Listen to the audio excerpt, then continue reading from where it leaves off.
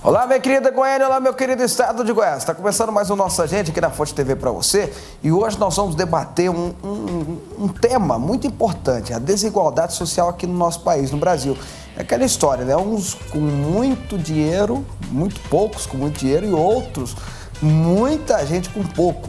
O Brasil desponta uma triste contradição de estar entre os países com maior economia do mundo e, por outro lado, está entre aqueles com maiores índices de desigualdade social. Um dado que chama atenção aqui na capital é que, de acordo com o último relatório divulgado pela ONU, Goiânia aparece como a cidade mais desigual da América Latina. Para falar sobre esse assunto, eu estou recebendo a assistente social e professora da PUC Goiás, Maísa Miralva, e o antropólogo professor da Universidade Federal de Goiás, Roberto Lima. Meus convidados já estão aqui, vou conversar com eles esse assunto muito importante em 1 minuto. Estou te aguardando. Olha, a desigualdade social no Brasil é notável, né? Enquanto um pequeno grupo retém ou detém boa parte da riqueza, a grande maioria da população sofre com condições precárias de vida. Veja nessa matéria. No mundo em que vivemos, percebemos que os indivíduos são diferentes e essas diferenças se baseiam nas coisas materiais, raça, sexo, cultura e outros aspectos. Por isso, vemos a existência da desigualdade social, constatado por indivíduos que vivem em absoluta miséria e outros que vivem em mansões rodeadas de coisas luxuosas. Isso se dá principalmente pela distribuição desigual de renda. No Brasil, a desigualdade social tem sido um cartão de visita para o mundo, pois é um dos países mais desiguais, apesar de estar entre os 10 com o maior PIB, o Produto Interno Bruto. Se a gente pega aí do ponto de vista da renda, da educação, escolaridade, trabalho e etc., nós vamos ver que existe uma parcela significativa da população que está excluída, né, do usufruto dessa riqueza social que é produzida. Então aí nós temos uma parcela gigantesca hoje da população, uma parcela considerável da população, que ainda tem dificuldade, por exemplo, de ter acesso ao sistema educacional. Em Goiânia, encontramos várias pessoas que chegam à cidade em busca de mudança de vida e que saíram de seu estado de origem por causa da desigualdade social. Leônidas e Marcelo vieram de Belém do Pará em busca de crescimento profissional e melhores salários. Lá em Belém eu trabalhava de ajudante de feirante, mas ganha muito pouco, sabe? A convivência é muito ruim. Aí foi esse o motivo de eu sair de lá. É uma cidade que me ofereceu muitos recursos, assim como trabalho, moradia me ofereceu. E conversei com a minha esposa e resolvemos ficar no estado de Goiás para tentar levantar a vida de novo. Em Goiânia, os paraenses, sem família e sem emprego, foram amparados pela Casa de Acolhida, mantida pelo governo municipal. O objetivo maior das políticas voltadas à população em situação de rua é inseri-los ou reinseri-los nas outras políticas. Então, para cada sujeito que a gente recebe na Casa de Acolhida Cidadã ou em outros serviços, é trabalhado caso a caso quais são as suas necessidades, qual a ponte que a gente pode fazer para retomar, então, todos os acessos aos outros serviços, é o conceito maior de cidadania. Mesmo em uma nação de dimensões continentais e riquíssima em recursos naturais, o Brasil é um país extremamente injusto no que diz respeito à distribuição de seus recursos entre a população. Essa contradição é também evidente em Goiânia, onde encontramos luxuosos condomínios fechados, grandes edifícios residenciais de alto padrão e, não longe deles, casas populares e bairros sem infraestrutura. Segundo este sociólogo, a capital vive de um comércio fortemente informal e de feiras. Mesmo assim, atrai imigrantes de todas as partes em busca de uma vida melhor. Nós devemos olhar para o que está por trás disso. O que está por trás disso? Que é essa precariedade do ponto de vista do trabalho, do ponto de vista do acesso à educação e do ponto de vista da cultura e etc. A desigualdade social se torna mais clara e evidente quando andamos pelas ruas da cidade e encontramos muitos moradores de rua. Pessoas que vivem de migalhas e favores da sociedade e foram excluídos por diversos motivos.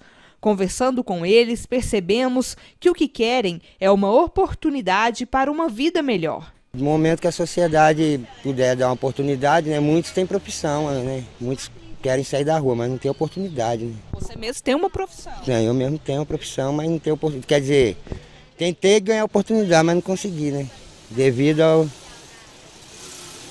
ao meu passado, né, eu já fui preso e tal.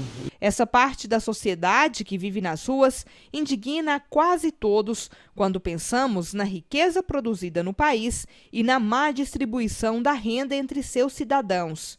Eles, como a parte diretamente afetada, se sentem inúteis e permanecem vivendo à beira da marginalização. Pior que um cachorro, todo mundo vira as costas para você. Todo mundo discrimina, todo mundo só sabe falar, só sabe julgar, mas não sabe chegar a dar uma palavra de conforto. Ou às vezes tentar dar uma oportunidade para a pessoa, não. É só pisar. A partir do momento que você é um viciado em qualquer coisa, você é discriminado pela sociedade. Nenhum de nós estamos livres de passar por isso. Quem tem o preconceito, quem acha que nunca vai acontecer, pode acontecer, porque eu mesma achava que não ia acontecer comigo. Bom, para tratar desse assunto tão espinhoso, mas tão necessário para a sociedade, eu recebo aqui a professora Maísa Miralva, que é assistente social e coordenadora do mestrado em Serviço Social da PUC Goiás, e o professor Roberto Lima, antropólogo e professor da Universidade Federal de Goiás. Eu vou começar com o professor Roberto Lima, para que ele possa fazer para a gente uma definição do que seria desigualdade social, porque não é surpresa para ninguém que o Brasil é um país totalmente desigual, economicamente, socialmente falando. É só a gente pensar que nós vivemos na estamos entre acho que a 8ª ou 7ª economia do mundo. Estamos entre as 10. Já somos a sexta, passamos inclusive, a professora está me corrigindo, passamos agora do Reino Unido, né? Somos a 6ª economia do mundo e o povo não está vendo esse dinheiro não, professor. Define para a gente desigualdade social. Boa noite, Fábio. Pois é, depende de como você quer definir, né? O problema maior, quando a gente fala de desigualdade social, é que, tradicionalmente, na economia, você define, por quê? Pelo PIB dividido pela população. No Brasil, isso não funciona. Concentração de renda, assim, não só no Brasil, mas em toda a América Latina, concentração de renda. E uma série de outros fatores, como discriminação racial, discriminação de gênero, inclusive o que a gente chama de racismo ambiental, né? A impossibilidade de você ter acesso a um meio ambiente, implica umas outras maneiras de pensar a desigualdade. Historicamente, por que o Brasil, o senhor está falando de discriminação de algumas formas, e é uma questão histórica no país, né? Historicamente, o que levou o Brasil a ser esse país tão rico e tão desigual ao mesmo tempo? O Brasil nasce, né, vamos dizer assim, dentro da geopolítica mundial, em 1500, com o início da invasão portuguesa, numa situação de colônia, né? E foi o país que mais recebeu pessoas sequestradas e escravizadas do continente africano, né? Então, a maior parte, 50% do tráfico negreiro veio para o Brasil. Isso aí é uma coisa importante se pensar, né? Mais do que Estados Unidos e outros países? Sim, muito mais. Na verdade, o Brasil pega 50%, quer dizer, todos os outros pegam os outros 50%. Agora, isso não deveria ser a desculpa, porque a gente tem 200 anos de independência e mais de 100 anos de abolição. Ou seja, a gente tem que pensar por que se reproduz. essa desigualdade com cunho racial. Deixa eu trazer a professora Maísa para a nossa discussão, até para a gente pensar um pouquinho da nossa cidade, Goiânia. Porque Goiânia é essa cidade bonita, que todo mundo gosta, povo acolhedor, enfim, várias qualidades e características, é a cidade mais desigual da América Latina, segundo a ONU, segundo dados recentes da ONU. E segundo esses dados, é a 10ª do mundo. Aí você coloca cidades da Índia, cidades da África, que são economicamente muito inferior à nossa, e nós continuamos sendo desigual. Ou seja, Goiânia, eu estava pensando numa comparação, que nós estamos parecendo muito o Rio de Janeiro, segundo esses dados, até mais do que o Rio de Janeiro, que tem o Leblon, que é aquele bairro de rico, de gente famosa, de ator, mas no meio do Leblon tem a Rocinha, a maior favela do mundo. Então, por que Goiânia chegou assim, chegou a esse estado, professora? Então, em primeiro lugar, Goiânia, ela não foi planejada para ser uma metrópole, né? E é uma cidade extremamente atrativa, né? Tem muita gente que vem para cá, não só do interior do estado, mas também de outros estados, né? Em busca de tratamento de saúde, de melhores condições de vida, de emprego, enfim. Goiânia não foi planejada para ser uma metrópole, hoje é uma metrópole, tem todas as características de uma metrópole, né? Ela tem uma prosperidade econômica visível, né? Ela cresceu nos últimos 6 anos 80%, mais de 80%, 82,7% do PIB de Goiânia cresceu em relação, aliás, 92% de crescimento do PIB nos últimos 6 anos, né? E isso daí, quase 90% vem do setor de serviços, né?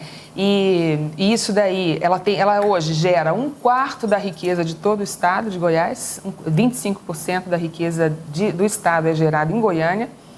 Isso daí fica concentrado muito no setor de serviços, né? O que atrai muita gente para tentar emprego nisso. De outro modo, os serviços são mercadorias que a maioria não pode comprar, né? Mercadorias tipo saúde, educação, né? Nós estamos falando de escolas privadas, nós estamos falando de comércio, nós estamos falando de hospitais privados, nós estamos falando desse tipo de serviço que grande parte da população não pode comprar. Então, é uma cidade que tem prosperidade econômica, que tem atrativos, né? Aparentemente empregos, né? Principalmente nessa área de prestação de serviços, mas que são serviços que a maioria não tem acesso, não pode comprar. Aquela definição, eu vi essa definição uma vez, eu achei muito interessante. No Brasil nós temos saúde de primeiro mundo, nós temos educação de primeiro mundo, nós temos só o transporte que eu acho que não tem como encaixar, mas você precisa ter dinheiro para ter acesso a isso tudo de primeiro mundo. E isso encaixa perfeitamente. Porque hoje nós temos aqui, por exemplo, dando exemplo de Goiânia, nós temos a melhor cardiologia do Brasil. Nós temos a melhor referência em várias hospital áreas. De queimaduras, talvez do mundo. Oftalmologia são os melhores oftalmologistas, oncologia é referência. Mas para ter acesso a essa saúde tem que ter dinheiro. Quem não tem, vai para a fila do SUS e aí o negócio desanda. Como é que a gente muda isso, professora? Exatamente. Quer dizer, muda isso garantindo política social universal para todas as pessoas.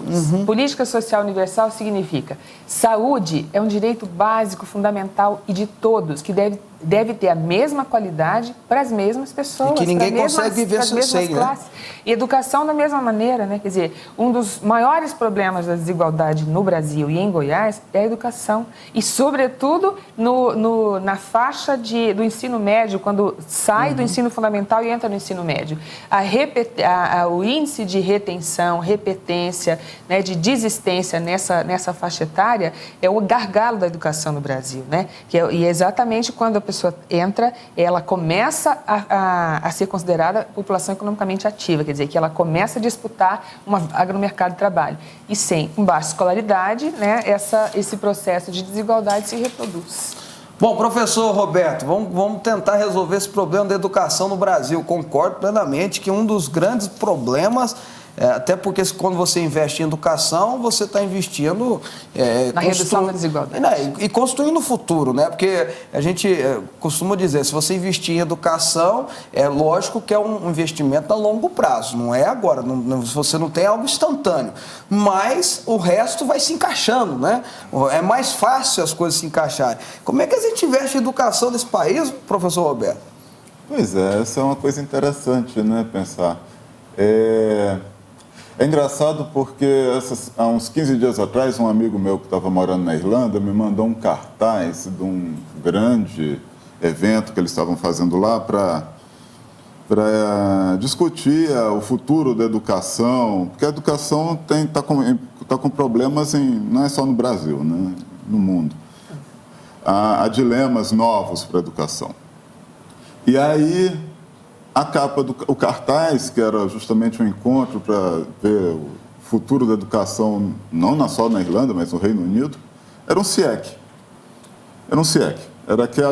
Era uma foto daquela estrutura incrível, bolada pelo Brizola lá no Rio de Janeiro. E o Darcy, no Rio de Janeiro. Do Centro Integrado de Educação. Exatamente. Que na teoria era maravilhoso, né? E na prática foi bastante maravilhoso, até que não conseguiram mais segurar. Por quê? Primeiro, porque realmente investir no universal, no Brasil, ele é uma coisa duramente atacada. A gente não consegue, por exemplo, aprovar os 10% do PIB para a educação, né? E é isso que eu falo, temos que prestar atenção na reprodução das formas de exclusão, né? Eu para mim, assim, se a gente não falar de racismo e sexismo no Brasil e de combate a isso, né, a gente não sai do lugar, né? E a questão da educação é essa, né? Eu lembro perfeitamente que na época se falava assim, por que eu vou fazer uma escola tão maravilhosa para essas pessoas que são o quê? São da periferia, são pobres, são negras, são etc. Né? Não fazem parte da alta sociedade. Exato, né? E justamente a ideia do Darcy era o contrário, né? Do Darcy, do Brizola, com a genialidade do Niemeyer para fazer o projeto, né? Era o contrário, né? Era que a gente tem que pegar essas pessoas e dar um sonho para elas, né?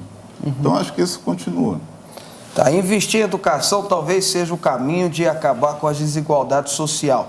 Mas num país como o nosso, por exemplo, professora Maísa, pela experiência da senhora, investir em profissionalização também é importante?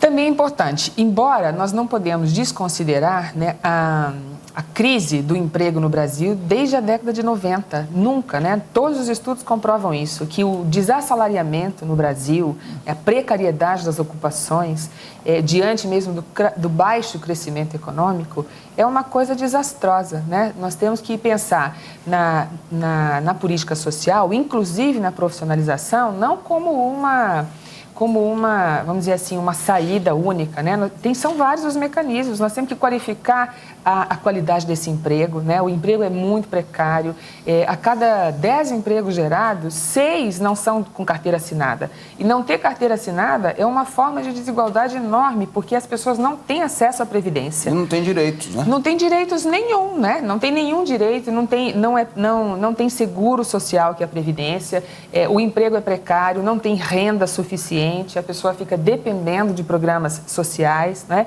E os programas sociais também não alcançam, né, vamos dizer assim, a última década no Brasil foi considerada a década inclusiva pelo IPEA, né? Justamente porque incluiu gente que estava na faixa de miserabilidade, trouxe para até classe média. Porque a renda cresceu na base da pirâmide social, né? Quer dizer, os mais desiguais começaram a ganhar mais, né? Teve uma proporção de aumento aí de cerca de 80% da sua renda, enquanto os 10% mais ricos tiveram apenas 25% de aumento da sua renda. A senhora é favorável a esses programas sociais que são chamados de distribuição de renda?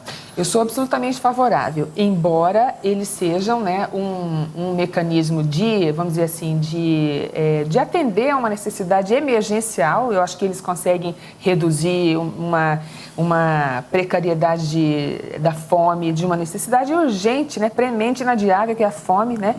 Os programas sociais conseguem atacar esse problema, garantir melhores condições de acesso e de satisfação dessas necessidades, mas eles sozinhos não conseguirão mudar a realidade da desigualdade no Brasil. É isso que eu ia fazer essa observação com a senhora. Eu acho bacana o programa social, tanto Renda Cidadã, Bolsa Família e por aí vai.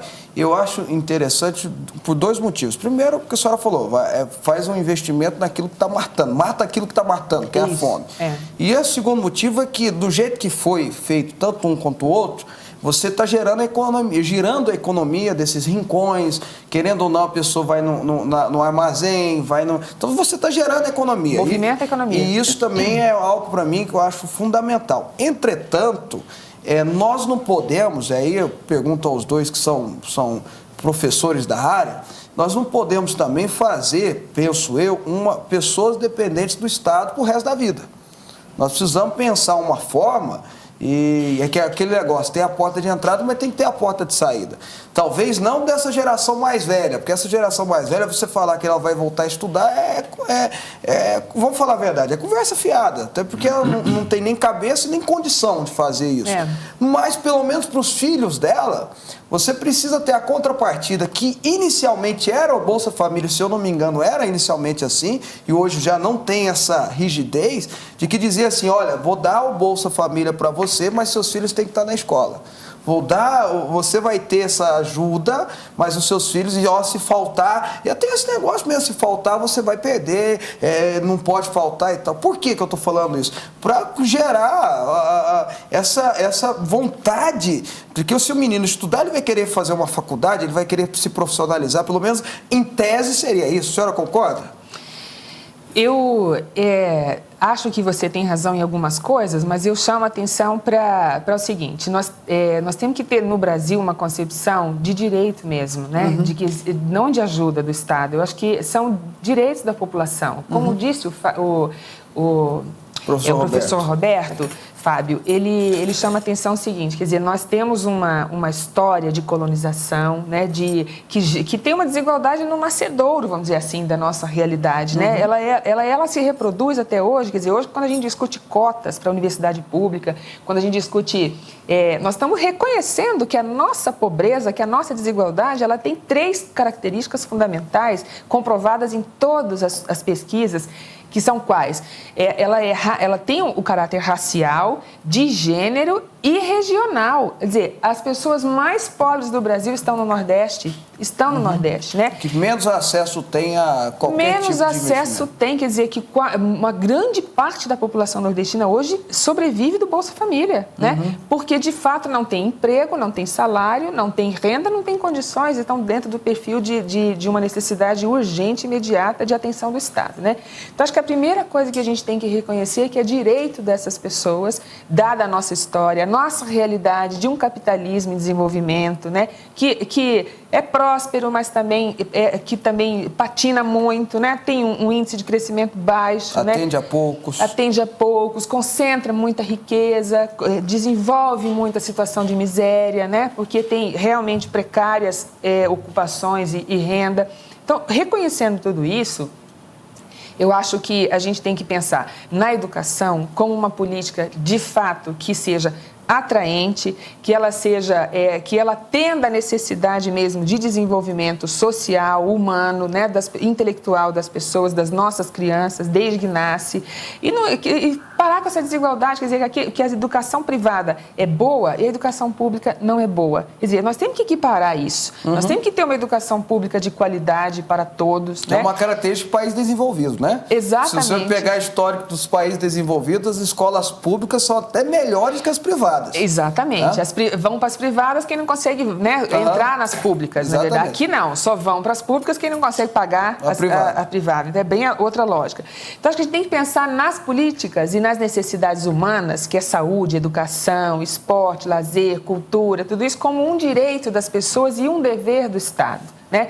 E se a gente pensar assim, nós vamos parar até de estigmatizar que aquilo que não presta é para os pobres e aquilo que é bom é para quem tem dinheiro para comprar. Eu acho que a gente tem que colocar tudo que é bom é direito de todos e é dever do Estado. E todos os nossos impostos, que não são poucos, né, nós pagamos, a população paga para isso, deve ser revertido em benefício em favor de toda a população em serviços universais e de qualidade. Eu acho que é por aí que a gente tem que pensar, né, e não colocar na família a obrigação. Te paga um Bolsa Família, mas você tem obrigação de levar seu filho para a escola, levar para vacinar. Mas eu entendi, mas se a gente não fizer isso, será que nós vamos ter o entendimento dessas famílias? Aí eu estou perguntando até como assistente social, dessas famílias, de que elas têm essa obrigação, porque querendo ou não, eu tenho 2 filhos, eu tenho a obrigação de gerar a educação para eles. Se o Estado está omisso, eu tenho que fazer. Acho que como pai, como quem gosta dos meus filhos. Você falou de vacinação. Eu tenho a obrigação, quando tem uma campanha de vacinação, pegar meus filhos e levá-los. E outras coisas, né? A senhora não acha que a gente tem que achar um mecanismo de imprimir, até culturalmente, nessa... Poxa vida, nós estamos falando do Nordeste, né? Acho que o professor pode falar melhor do que eu, mas ainda existe lá no Nordeste pai que pega um menino de 11, 12 anos, não vai para a escola não, você tem que trabalhar, menino, tem que trabalhar, tem que ajudar. E é lógico que é por uma cultura dele, que ele aprendeu isso com o pai dele, ou por necessidade mesmo, que está precisando entrar dinheiro dentro de casa, querendo ou não, ele está precisando pagar as contas, então vai botar o menino para trabalhar e acha que o menino virou 12 anos, é homem. Então assim, para a gente mudar essa mentalidade, nós não precisamos buscar um mecanismo e, querendo ou não, é uma forma, é igual multa, né? Você só obedece o trânsito quando pesa no bolso, não é uma forma de educar isso, não? É uma forma de induzir, não resta dúvida que é uma forma de induzir. Agora, vamos pensar... Não há uma necessidade dessa indução? Há uma necessidade dessa indução, mas nós temos que pensar nisso como uma transição, né? Como um momento de transição. Por quê? Porque, veja, se você for pensar no ciclo geracional de transmissão da pobreza, da ignorância no sentido de baixa escolaridade, né? Vamos pensar que os seus pais, qual foi a escolaridade dos seus pais? A escolaridade dos meus pais, a minha escolaridade, a sua escolaridade. Quer dizer, isso transmite para os seus filhos, para os seus netos, quer dizer, você acumula, né, uma riqueza, vamos dizer assim, de compreensão, de informações que você passa até ter a educação como um valor muito importante, né? Os meus filhos têm a educação como um valor muito importante, porque me veem estudando, vê o pai estudando. Agora, os pais de quem não estudou, os pais que não estudaram, também não passam para o filho a educação como uma importância muito grande. Então, é um ciclo de transmissão mesmo disso, que eu acho que tem que haver indução, sim. Agora, como é que nós vamos criar essa cultura? Esse mecanismo, eu acho que a escola precisa ser muito atraente, nós não muito temos essa legal. Cultura, professora. A verdade é que o Brasil não tem essa cultura de valorizar a educação, o ensino, a escola ser bacana, ser legal. Nós não temos essa cultura aqui no país. Esse pai que faz o filho sair aos 11 anos da escola, veja lá quantos anos ele estudou. Deve ter sido 2 ou 3, ou nem deve ter estudado, né? Por favor, professor, entra na discussão. Roberto. Não, eu estou achando engraçado, assim. É interessante. Bom, olha, Fábio, tem uma coisa que a gente tem que pensar, é o seguinte: quem é que depende do Estado no Brasil? Quem depende do Estado no Brasil é a grande elite. Você pega as empreiteiras, essas empreiteiras que está se falando aí... Você está tocando no ponto verdadeiro. Certo? 100% do que entra e sai é dinheiro do BNDES, dinheiro da gente. As grandes multinacionais é tudo financiado pelo BNDES, assim, é verdade. O capital brasileiro é um capital financiado pelo serviço público, pelo erário público, desculpe. Falou a verdade. Certo. Inclusive o capital bancário, né? Inclusive o capital bancário. Tem um dado interessante, assim, que da década de 90, que não foi... Da década de 80, que tinha que ser refeito, porque na década de 80, que foi o ápice das grandes construções pesadas, né, 100% da OAS, da Camargo Correia, era dinheiro do BNDES, era dinheiro público, certo? Não botavam um centavo naquelas gigantescas obras de Itaipu, Tucuruí, etc. Né? A mesma coisa volta agora com o PAC, né? Certo? A mesma coisa estamos vendo aqui. Então, assim, a gente tem que tirar esse preconceito de que é o pobre que depende do Estado. A ideia do Bolsa Família ser uma coisa ligada à educação, quando ela foi inventada pelo Cristóvão, né, no governo do Distrito Federal, era assim mesmo, né? Agora, eu tenho que concordar com a Maísa. Não pode se pensar que só funciona com multa. Na verdade, o que a gente começa a ver num pensamento desse é que a vida humana vale pouco. Se você só dirige direito porque vai ser multado, significa que o cara que está do teu lado, que está na tua frente, ele não vale nada. Você não dirige direito porque o cara que está no carro do lado ou na moto, ele tem uma vida igual à sua. Então, Então, esse é o problema. Tá falando. Né? Então, a gente tem que mudar realmente. Onde é que muda? Sem dúvida. Educação e saúde. Acho que aí a gente tem portas para mudar. Educação laica, de qualidade, escolas hiperatrativas, né? Inclusivas, e saúde também, que o cara queira ir no hospital. Agora, vamos entender saúde, né, Roberto e Fábio, como sendo o resultado das condições de vida. Não é Sim, só claro. hospital, não é só posto de saúde. Saúde, Até porque que é mais barato fazer não, assim, né? nós estamos falando de saúde como uma condição de vida saudável, que a pessoa tem acesso à água tratada, tem acesso a uma habitação de qualidade, ela tem acesso à alimentação regular, em quantidade satisfatória, né? Que ela tenha acesso a atendimento às necessidades humanas mais básicas mesmo. Isso, claro, vai resultar em melhores condições de saúde, né? Uma pessoa que passa 2 horas esperando um ônibus e pega um ônibus lotado e já chega no trabalho estressada, né? Quer dizer, ela não tem, ela não tem condição de saúde, ela passa 12 horas do dia em pé praticamente, né? Entre ponto de ônibus, trabalho e retorno para casa. Chega em casa, os filhos já estão dormindo, né? Chega em casa, os filhos estão dormindo, ela não tem convivência. Como é que você quer? Não acompanha a vida escolar das crianças? E aí, essa pessoa que trabalhou nessas condições ainda tem a obrigação, né, de cumprir aquilo que o governo coloca como, né, condicionalidade para ter acesso a um Bolsa Família, por exemplo. E se ela for mulher, ainda tem que cuidar da casa, né? Cuidar da casa. Chegar em casa ainda tem que cuidar da casa. Cuidar dos filhos que têm deficiência, que dependem dela, né? Cuidar dos idosos. Quer dizer, a mulher é atribuída essas funções e o Estado respalda muito pouco, na verdade, né? É verdade. Então, eu acho que a gente precisa, ao pensar, eu concordo plenamente com o que disse o Roberto, quer dizer, se a gente for pensar, tem até um estudo do professor Evilásio Salvador, da UNB, que diz assim, que, na verdade, se for pensar em termos de impostos, os pobres são quem mais pagam impostos no Brasil e são os que menos recebem serviços de qualidade, né? Então, esses programas... Se for proporcional, é claro isso. Exatamente. Né? Se você for ver, por exemplo, 40% de um bilionário é diferente de 40% de quem ganha R$1.000 por mês. E ele até usa uma expressão muito interessante, que o Estado no Brasil é o Robin Hood às avessas, porque o Robin Hood roubava dos ricos para dar para os pobres. O Estado no Brasil, ele tira dos pobres para dar para os ricos. É mais ou menos essa lógica, e ele comprova isso. Só fazer uma observação, só para concordar com o Roberto, com a senhora, até porque a pessoa pediu para eu terminar 2 vezes, mas tem uma informação extraoficial, eu posso dizer até que é oficial, que o governo gastou o ano passado, o ano retrasado, eu não me lembro qual ano, foi 2012, 2011, 120 bilhões em educação no Brasil, e no ano todo.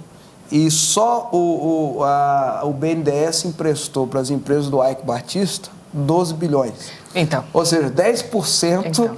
10%, e para dar esse fiasco que foi as empresas do Eike Batista, né? Para falir, né? Para falir. Então, ou seja, nós demos dinheiro fora, né? Nós demos 10% do que foi investido em educação, nós demos para uma pessoa só torrar esse dinheiro. E por que isso? É para o Brasil não ficar mal no cenário internacional, para não ter risco o Brasil, para a nossa economia não ter nenhum arranhão. E não adiantou nada, porque ficou mal. Porque o Eike Batista hoje é queimado. Continua queimado, exatamente. Mas, olha, eu vou deixar o convite aberto, tanto para o professor Roberto quanto para a professora Maísa voltar no nosso programa. O tempo, quando o assunto é bom, a gente vai indo, mas esse assunto é bom ser discutido, bom debatido, até para que você em casa forme a sua própria opinião e possa, de uma forma ou de outra, questionar, contribuir, participar ativamente das mudanças que são importantes para a nossa sociedade. Professora Maísa Miralva, assistente social, coordenadora do mestrado em Serviço Social da PUC Goiás, obrigado pela participação. Muito obrigada, eu que agradeço, Fábio, tenham todos uma boa noite. Vamos lutar todos para a gente mudar essa realidade. Se nós tivermos direitos garantidos e educação de qualidade, nós vamos ter muitas mudanças revolucionárias no nosso país, no nosso Brasil. E nosso estado e nossa cidade também, com certeza. Perfeito, professor. Professor Roberto Lima, antropólogo e professor da UFG, Universidade Federal de Goiás. Obrigado pela participação. Muito obrigado, Fábio. Obrigado pelo convite. Foi um prazer. Esse foi um debate interessante. Inclusive, conhecer a professora Maísa. Ok, e nós vamos ficando por aqui. Lembre-se, cada um tem que fazer a sua parte também. E às vezes a nossa parte é cobrar cobrar. E diga-se passagem que a professora falou aqui, você paga muito imposto, é seu direito cobrar isso, tá? Boa noite, que Deus abençoe a todos.